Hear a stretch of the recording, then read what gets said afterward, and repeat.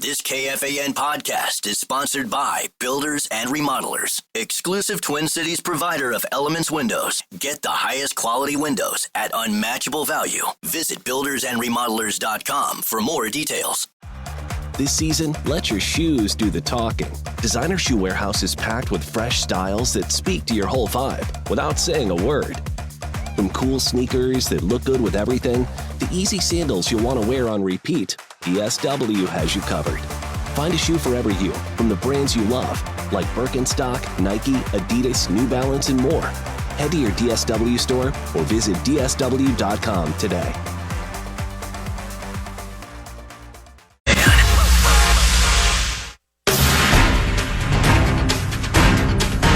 All right, we got to go lickety split. I mean, now, Mouse put us in a box. Johnny the Mouse Mickelson. Box. Just going a little too slow here with this 32 for 32, 32 win 32, 32 on 32. I got Dallas, Detroit, Houston, Jacksonville, Raiders, Rams, Saints, Jets, Steelers, Seattle, and Tennessee left. Are you kidding me? Yeah, I got a few left on my plate, too. That's 11:07. Good morning. The Minnesota Twins are in action this evening. It is a 6:40 start at Target Field, and I'm not sure this is public knowledge, and if it's not, it's what 9 to noon does. We break news. Simeon Woods Richardson will be pitching for the Twins this evening. Ooh. If you look all over the place, it says Tyler Mahle versus undecided. Yet, It's been decided. Has it been decided? No, apparently it's Simeon Woods Richardson. Yeah, I mean, the Rangers just must be terrible. Former Twin Tyler Mahle, by the way. Right. The Rangers just must be terrible. Now, granted, they're 31 and 35, fourth in the AL West, but into the day, the Twins were minus 125, and nobody knew who their pitcher was. I always love that one. So it's either Mahle must be that bad, or the Rangers just, man, holy, Adolis Garcia go crazy. Well, who was it was it Kennedy and Eovaldi? They had that dynamic duo when they won the World Series a couple of years ago. Yeah. And then I think maybe they both left, but Well, they got Jacob deGrom now. No, he's nice. I don't know if we get deGrom during the series, but no, deGrom is going great guns right now. They still have you, and they still have Eovaldi, who's doing well too. He's hurt. Yeah, I think he just got hurt. And I heard you last week that the Mahle's been good. The Pablo Lopez news, man. It's like when I was listening to the Con on Vocal Maintenance Day, I knew he got nicked up a little bit. I didn't realize it was going to be till the end of the year. Yeah, it's the same bit that Joe Ryan had last year. Now, it sounds like he's going to be able to come back, where Joe Ryan did this in early August. So he was done for the year, and the team was imploding as it was anyway. But yeah, no, they're going to have to wait a while, though. It's going to be, late August, maybe early September, if we're going by the 8 to 12 week bit. So... Well, they got to figure that out, man. Yeah, we can't. We ain't going to share. We don't share sources 9 to noon. I always love that one. This is your news breaking leader. I always love that one. This is your excellence in journalism leader. I always love that one. I can't find. I don't know. Simeon Woods Richardson is pitching for the Twins tonight. I'm just telling you that right now, because I'm pondering going to the game, and I didn't. I don't want to go to watch undecided. It's not fair. I need to know who's pitching. Yep, so I don't know if it's anywhere on the interweb or the X machine, but it's Simeon Woods Richardson, and you can bet on it. Next, 32-32 Dallas Cowboys. Counterfeit is a $3 bill. Always pissing off players contractually. Still don't have Michael Parsons signed. Trayvon Diggs ain't that good. And may God be with them all. They don't make the playoffs. Next. Denver Broncos. Third down and goal from the 7. Clock running will be under 3 minutes and counting here, third quarter, when this ball snapped. Dave Logan, Denver ahead 24-0. 2-by-2 the set. Nick's in the gun. Let's get excited here. Nice Nick's quick throw to Mims, right side. Mims needs a block. He gets it inside the 5. Leads to the pylon. Touchdown, Denver. The Denver Broncos, PA, Patrick Surtain, Jahdae Barron in your secondary. Are you kidding me? Right. They added Greenlaw and Hufanga from the Niners. Health's going to be a factor, I think, with those two. They were already a playoff team. It pains me to say it. They got rid of Javonte Williams and added, I think, R.J. Harvey UCF, Virginia Cat as a running back. Here's my final thought. I think the Denver Broncos are going to be in the AFC title game in the 2025 season. Yeah, thank heavens for you. Part of the phraseology 9 to noon is blah, blah, blah, with a right to change the opinion into the season. Yeah. AFC title game. Hey, it's June 10th. We got KC, we got Buffalo. What else we got? KC, Buffalo, you're going to have Baltimore. Oh, Baltimore, that's the one. Yeah. I think go on. I think they're the big four. Wow.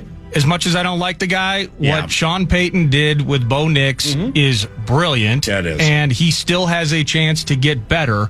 Bo Nix is a badass QB. They're making a lot out of not much in the receiving core and overall top quality, but Sutton and Mims are doing their thing. They added Evan Ingram, not the best tight end in the NFL, but he's a pass catcher who can run. I got you. And that they're so well freaking coached. I'm putting them in the big four of the AFC in 2025, and I think they'll be in the AFC title game, the Denver Broncos. And I won't flip the script with the next one, but it will be close to in lockstep. I got the Motor City Kitties. Now, this Frank Ragnow loss, that's a big one because he's their man in the middle, and he and Goff, the center and the quarterback, the battery, the fan has learned are kind of important together. And this will be the first different one that Goff has had since he got there. You can't, I'm sorry, with all due respect. They'll make the playoffs. They should be favored to win the division, but I don't believe they're going to win the division. They are not going to the conference championship game. In fact, I think the Detroit Lions will lose in their first playoff game because it is so difficult to replace all of those coordinators and all of those ancillary coaches and just have it, from the first game to the end, it's all just going to work the way it worked last year? I don't think it will.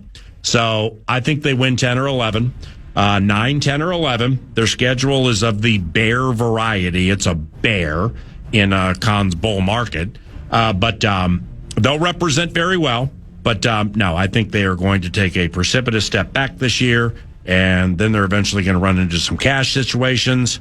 Now, they do get Aiden Hutchinson back. Now, that's they got some nice players over there. They got some nice players. And all of this is with the right to change the opinion into training camp, but that's my take on the Lions. Who you got next? I don't know. I think a ton of changes. They're going to spend the year talking about change and new things and new coaches. I think it will be a struggle, but man, uber talented squad in the Kitties. Yep. How about this? Breaking news from Alec Lewis. Minicamp Madness taking place.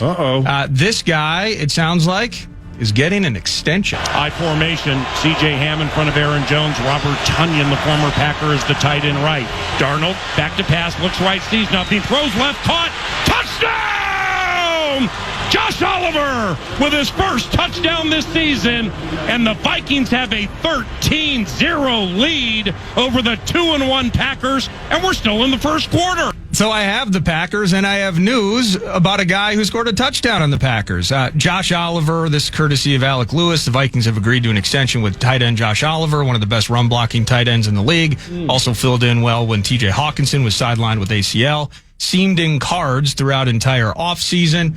So the Packers, they got Kraft, they got Musgrave. The Vikings, we got Hawkinson and we got Ollie. Pick your poison. Pick your poison with that defense. And with that 21 personnel, you kidding me? So that's news on Josh Oliver, minicamp madness to the Packers. They're a good team, PA. Double-digit win team. It hinges on Jordan Love being better. How much did that knee early on impact him? It felt like he woke up in the second half, week 4 at Lambeau. That may have been from the highlight that I played you there. They drafted a wideout for him, whatever. Aaron Banks needs to earn his money at left guard. Josh Jacobs, the consistency of Josh Jacobs in his career, being able to take all those freaking reps and still show up. You trust in LaFleur's coaching ability there. So I think it's a tough team. I think they're a playoff caliber team, PA, the Green Bay Packers. The only thing I can add about the Green Bay Packers would be this. In your face, Milwaukee. I'm sorry. And the silence you hear is Lambeau Field. On to the Houston Texans. I love C.J. Stroud. I love C.J. Stroud, the person, more than I'm loving C.J. Stroud, the player these days. C.J. took a little step back last year, and he's got to get things right this year. His receivers, this might be a fantasy football machine down there, okay? I mean, big box scores all over the place. But nevertheless, how can this, unless Jacksonville jumps up, but this team is going to win its division. It has the best personnel of anybody within the weak AFC South, and you got the bookenders on defense, Danielle Hunter and Anderson. I mean, that's a wonderful thing. So Houston is enigmatic. They're just they don't do what they're supposed to do, but then when you look the other way, they beat you by 20. Yeah. Very strange team. What's next? Speaking of strange, the Indianapolis Colts. 3rd and goal for Indianapolis. They are 5 for 14 today on 3rd down. This is big. This is zero blitz time right here. This is big. They're going to bring the house. If you can rub one in the flat, you're going to be there. Rub one in the flat. Say what? He's going to take it off left edge. Sounds like I got hacked in the act. Into the end zone. Touchdown, Anthony Richardson.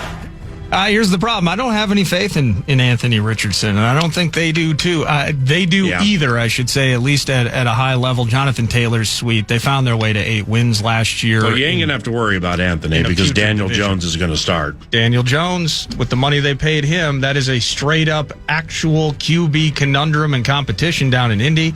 I just don't have any faith of them. They, by nature of some talent, ability to run the ball, could find their way to 7 or 8 wins. Again, the AFC South not expected to be uber spectacular, although if you're feeling a resurgence with the Texans, that would do something to this conversation. But just Indy's not a great team. Jacksonville being close to Gainesville, and that's college football country. Okay, nobody cares about the Jags. That's why the NFL's begging them to play in Europe all the time, and they're putting tarps in their upper deck and hot tubs and stuff like that to divert attention. What in the hell happened to Trevor Lawrence? I mean, first overall pick in the draft. I ain't saying he can't play, but wow. I mean, my man has a lot of work to do to live up to that hype. Jacksonville, 3rd in the AFC South, misses the playoffs. Wow, I'm going to go to this team.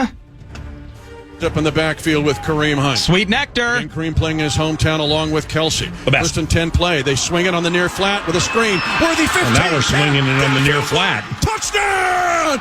Kansas City on a swing screen to the near side to Xavier Worthy. And now the Kansas City Chiefs have their first 3-possession lead of the season and maybe their first 3-touchdown lead of the season. Yeah, this is a great job, great execution, and then the speed of Xavier Worthy, underestimated by the safety Roddy McLeod. All right, that's sweet nectar and company down in Kansas City. Now, they just went to the Super Bowl. They've gone to 7 consecutive AFC title games. It's a 15-win team a year ago. They got better at left tackle. They got Josh Simmons in the first round. Other than that, not really any changes, right? I don't know what the legal situation is as it stands at the moment with Rashee Rice, but I think Rashee Rice is going to be back. They had to deal with that. He's back. And so Xavier Worthy, you heard that there. Rookie with another year. He's an explosive, multi-dimensional athlete. But I look at another year of Travis Kelce, and I think about just how lucky they've been in totality from an injury standpoint. Not a ton of changes on defense. They added Christian Fulton, the corner from the Chargers. It's getting muddier than it has been in a few years, PA, up top, specifically in the AFC, specifically in their own division. You heard about my big opinion on the Broncos. We'll get to the Chargers. I think the Chargers are going to be a double-digit win team. They're going to be very much in that Big Four mix again. Can they get to their 8th consecutive AFC title game? I'm having a hard time seeing it this time around.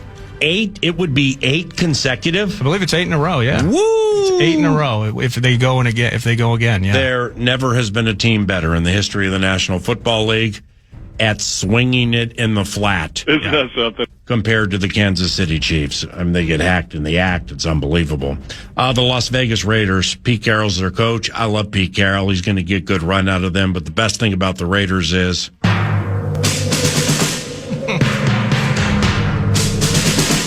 the autumn wind is a pirate,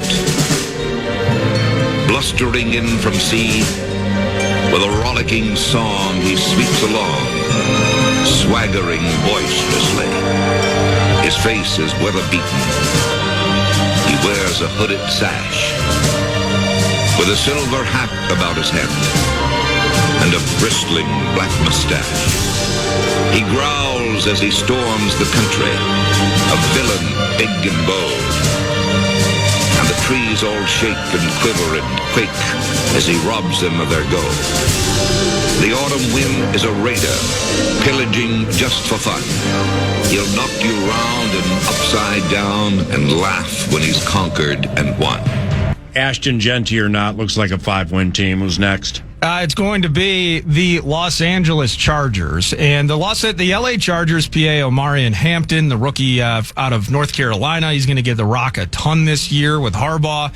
Defense is going to look a little bit different, moved on from Bosa and a couple others. They're getting younger. That's kind of the trend from what I'm seeing with the Chargers. I think they're going to be a double-digit win team. Again, I just think as good as the Chiefs are, the AFC West in particular has not, I don't think, been collectively as good as they look to be. And you're looking at 3 playoff teams with the Chargers, Broncos, and Chiefs in that mix there. And again, that's how highly I believe in the Chargers, that they're very much a part of that conversation in terms of teams in the AFC playoff race. Good squad. And with the LA Rams, now, I mean, you know, we're just shooting straight with you, man, here. Winter is coming. The LA Rams, I mean, if I'm not caring about the National Football League, like from a professional standpoint, trying to get a kid through graduate school, then I'm betting on the LA Rams to go to the Super Bowl and maybe win the Super Bowl because the odds are really, really good. Now, it could be one of these. The bit's not working. You know, it's not funny. Yeah, I know it's not funny, and maybe the bit won't work, and maybe Stafford finally will completely fall apart. What don't they have? That's it. I'll just leave it there. What don't they have? And the thing is their coach is so brilliant at crafting and scheming that even when they take offensive line L's, they're able to get around it with play calling. I mean, it's go on and Puka till you're satisfied. Whatever a Puka. Puka deep, Puka middle, Puka short. I mean, the whole bit's fantastic. I think Kyron Williams is one-dimensional, so I think that's something on which they are working. But they're young. Their pass rush is terrific. And if I'm looking at teams and not taking favorites here to get to the Super Bowl from the National Football Conference, the LA Rams would be one that I would consider. And of course, don't forget, Winter is coming. With the right to change that opinion before training camp or before I get out to the facility today for the first day of minicamp. You know what I mean? I'm going to the Miami Dolphins. Now, they missed Bradley Chubb last year. He should be healthy and be back in the mix. Jalen Phillips only played 3 or 4 games. They struggled. Health was a big part of that. The problem for me is when everybody's happy and healthy in Miami, it still feels like a ceiling. Yeah. There's a ceiling there where I think the Dolphins have the ability, again, everybody staying healthy. I think they have a chance. They added Kenneth Grant. Let's figure out what's up with Tyreek, but get him running around again, the whole thing. But in the end, whether it's Tua, and this offense, and specifically the coach. Whatever it is. I know that Mike McDaniel, Shanahan tree, smarter than everybody else on the field, super exotic in his play scheming and all of that. I've heard it, and I want to give him the respect and the benefit. Are you kidding me? I think the Dolphins have a ceiling. I think they're probably like an 8-win team. Are you kidding me, man? I know you put $250 on Josh Naylor to walk off for Arizona. Yeah. At 12-1. I always love that. Nice little hit. He did it. It was a walk-off grand slam. Diamondbacks minus 170 on the money line. Beat the Mariners in extras, and the con hit the prop. I always love that one. Why wouldn't I? I only need a minute for the next team, the New Orleans Saints. There's a reason back in the day they made it en vogue to wear bags over their heads when they went to games, and they called them the Aints because it was a prophecy. They were foreshadowing and casting their gaze the way of 2025. This is going to be real bad. Alvin Kamara and beloved Honey Badger, I don't even think they've been to the facility one time this offseason, but now it's mandatory minicamp time, so they have to show up because they don't want to get fined. So they're going to go through the motions, hopefully not feign injury. Then they're going to leave and do the Turks and Caicos thing and then come back and win 2 games. So I think the Saints, I predict right now, the New Orleans Saints have the first overall pick in the 2026 National Football League draft. That's what I think of them. Well, I predict that they're in such a free fall mode, and they tried to hold it together with Dennis Allen, but they might, the way that Minnesota sports fans look back and try to grasp at the 1991 Twins to think about what it was like to be on top. Yeah. I feel like they are potentially in a franchise-like fall to the point where they'll be grasping at that 09 Super Bowl title, and they'll be looking at that the same way. I mean, that thing is in tatters, man. Well, I understand they have a new coach, and his name is Kellen Moore, but I didn't realize more was less.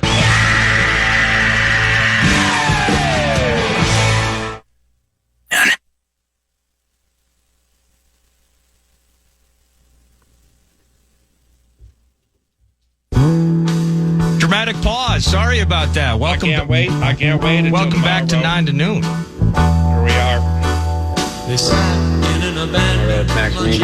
My take on the Vikings for this upcoming season is kind of like a buffer year. I feel like it's the same for the Timberwolves also, but I think a lot of new pieces. We still have a rookie quarterback, even though we're all excited about him. He could be awful. We don't know. I just kind of see a year where we work out the kinks and figure out everything. But we'll probably be over 500, but I don't think we're going to do anything too crazy this season, unfortunately. Thanks. See you later. Fair. Football feast. McCarthy can't be awful because the coaching staff is too good and the complementary talent is too good. I mean, he may not be as good as they or we think he's going to be, but I mean, they got touchdown passes out of Josh Dobbs. Okay, so I mean that right there. Box. But very fair analysis right there, and we had a Timberwolves comparison. I think maybe we reserve our judgment on like a Wolves Vikings. Same fishbowl, but under different rocks, until the Vikings trade for Kevin Durant and put him a middle linebacker. I always love that one. And when the Vikings trade for Kevin Durant, we will see what happens there because he might lead the league in passes defensed. I always love that one. About 6'10", he can tip all those passes left and right, man. Just like Quinnen Williams for the New York Jets. Aaron Rodgers has left the team. That means everybody likes each other again. The Jets will win 2 more games than they did last year and compete in sneaky fashion to win the AFC East. Nordo? Yeah, I'll take care of both the Patriots and Giants here. Patriots, it's too much change. They got Garrett Bradbury, Stephon Diggs, Kyrus Tonga. It's a former Viking spree in New England. I think they're a non-factor. Looking forward to Drake May, and Vrabel will have them playing a little more professionally, but that's about it for them. And then the Giants, bad team again. I think Dable might actually be a candidate on the hot seat if we're looking for coach firings. We don't root for them, but they happen. Mm-hmm. Basically the same offense, but it's Russ at the helm, right? Defense was hideous. They got Abdul Carter, Javon Holland, but that's not enough to completely change the scope. Giants are going to be bad again. With the Giants, I wouldn't rule out the rookie, Dart. I wouldn't rule him out playing quarterback. Yeah. And Daboll's in a rough spot there. I mean, he hasn't done a great job, but nevertheless, I would be shocked if he like even got an extension or something like that. Pittsburgh Steelers, they added A-Rod. Can't wait to see them in Dublin. Play action should be good. The addition of DK Metcalf's going to help. Freiermuth is one of the most underrated tight ends in the NFL. TJ Watt always gets hurt, but when he's not, he's a handful. Feels like a 9-win team, and during the bye week, they won't be able to find Aaron Rodgers because he's exploring the pyramids in Egypt, and he comes back late, and then there's some consternation. They lose 3 in a row. They'll finish 3rd in their division. Nordo? Yeah, Eagles. Eagles always felt like there's a lot of chaos around them in one way or another, and Nick Sirianni, the personalities clashing. You got Big Dom. You got the whole thing. But they won it all. And I think they're set to be back at the top of the NFC table. It's tough to predict that Saquon's going to go for 2,000. But I wonder if there's a maturing process and just a stabilizing process for all of them. They went there and lost a couple years ago. They get it last year. Does this just kind of say, okay, we know this thing works. We know we're all good. We loved the taste of the victory. Let's just go do it again. I think that they're very much in the mix to be at the top of the NFC table again in 2025. I only have 2 left. How many do you have? I got 3. What's the talkback bit look like? Talkback bit. Well, I got a bunch of them to play. Yeah, let's hear them. Okay, let me see here.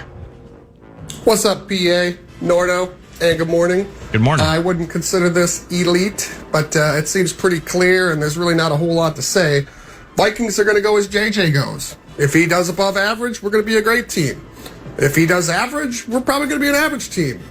If he sucks, good luck. Yeah, he's the quarterback, man.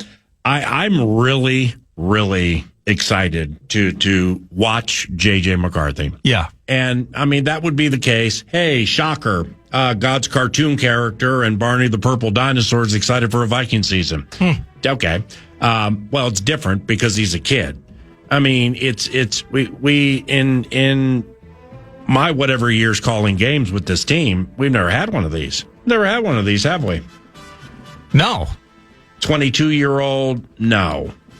Ponder, yeah, no, he was older. He was a first-round pick, but he played his rookie year. So this, with JJ, this is so new. Well, we pined for it. Even through, I mean, if you were down on Kirk Cousins, you pined for this moment to take place, right? Where you was the young, highly touted one to take the reins. But with McCarthy, and I've said this before, and I'm casting the gaze the way ahead of the season, and it's not going to resonate with you now. In fact, it's going to be a we're happy for you or I couldn't care less. But then he's going to start doing those press conferences after games. And I'm telling you right now, because I've gotten to know the kid and you're happy for me, when they win or lose emotional, super close games, his post-game press conferences are going to be that of legend. He's like O'Connell, but more boyish. He's incapable of not opening a vein. He's incapable of keeping the vein closed. He's so open and emotional, and he's calculated, but it's not in opportunistic fashion. And these he cares so much. I just can't wait to watch J.J. McCarthy play. Talk back.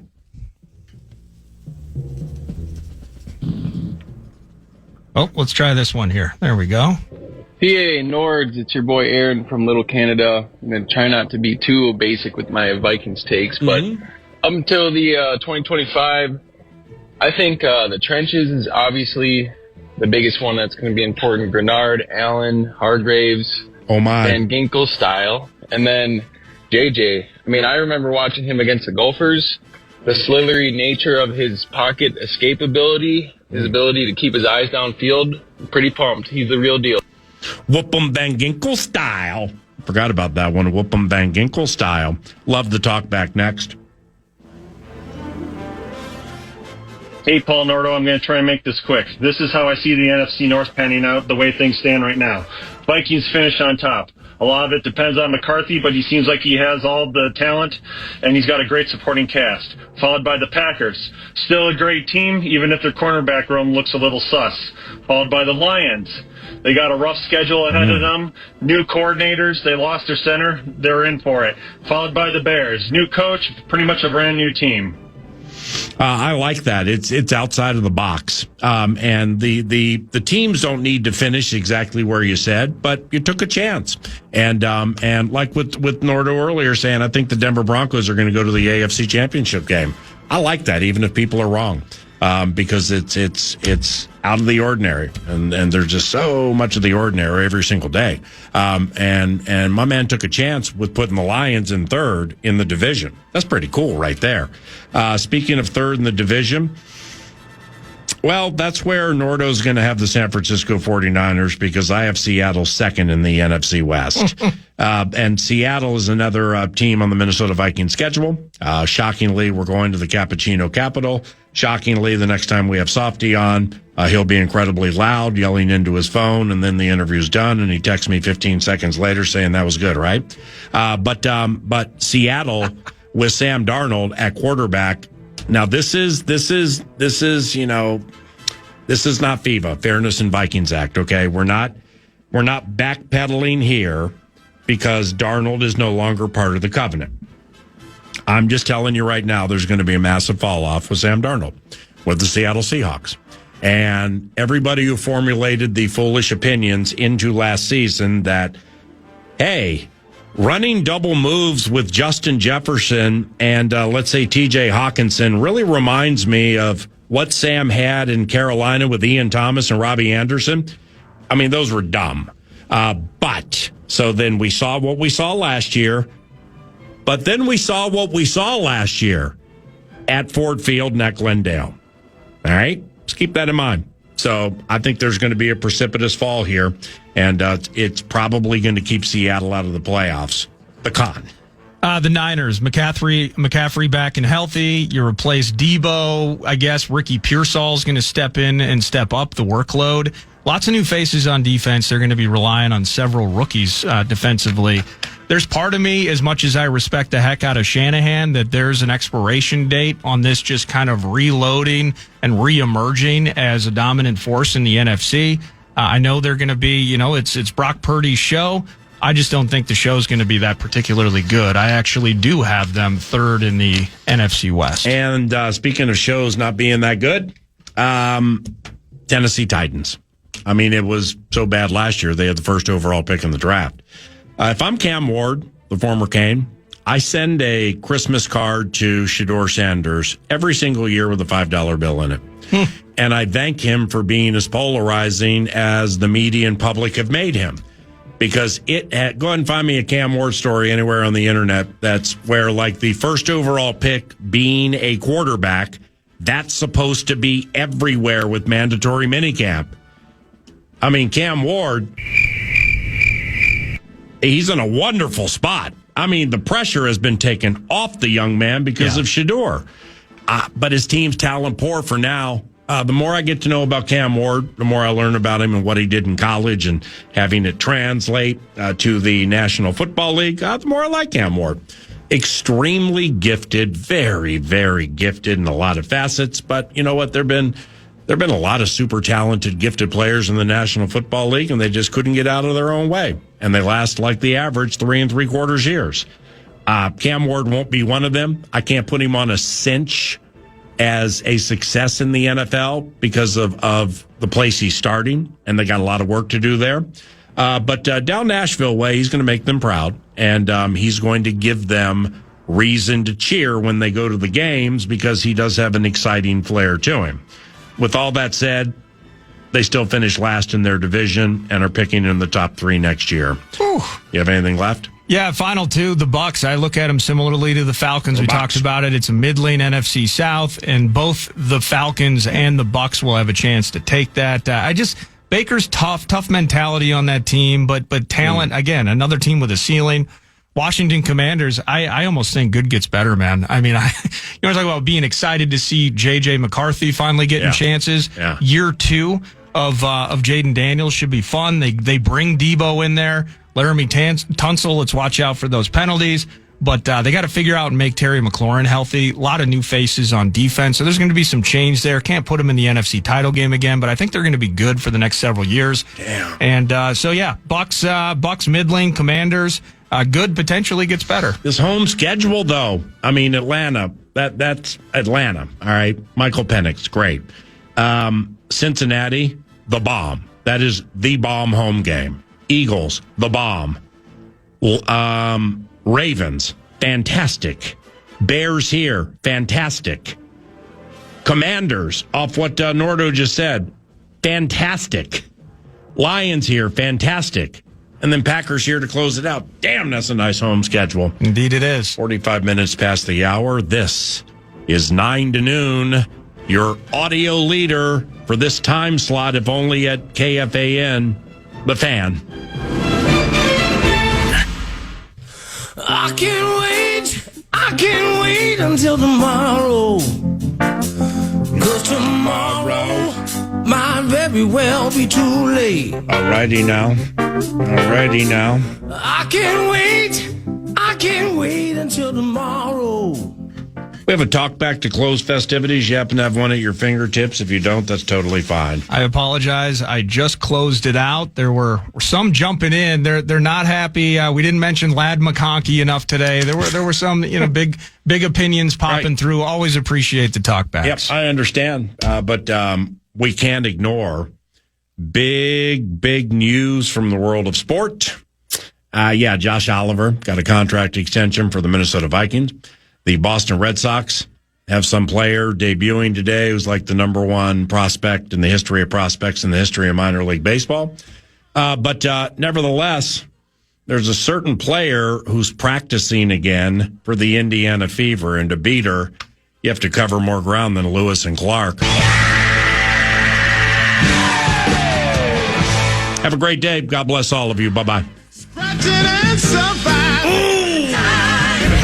That sounds right. That sounds great. That checks out. It checks out. We lucky we got 'em. 9 to noon.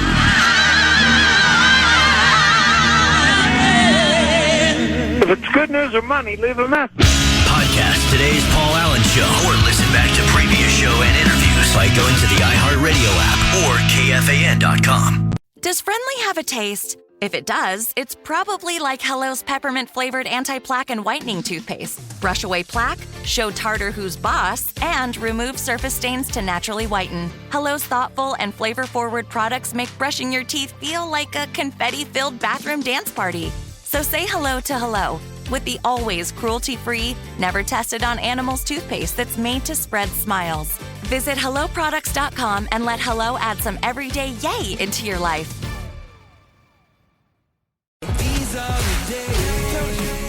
The stakes do not get any higher. I pledge allegiance to what I believe in. Live to fight another day if yesterday beat me. And I ain't getting younger, but I'm getting better. Got no time to waste, that's another man's treasure. They say every dog has his day. These are the days. The two very best in the NBA. Pacers, Thunder, the NBA Finals presented by YouTube TV continue on ABC.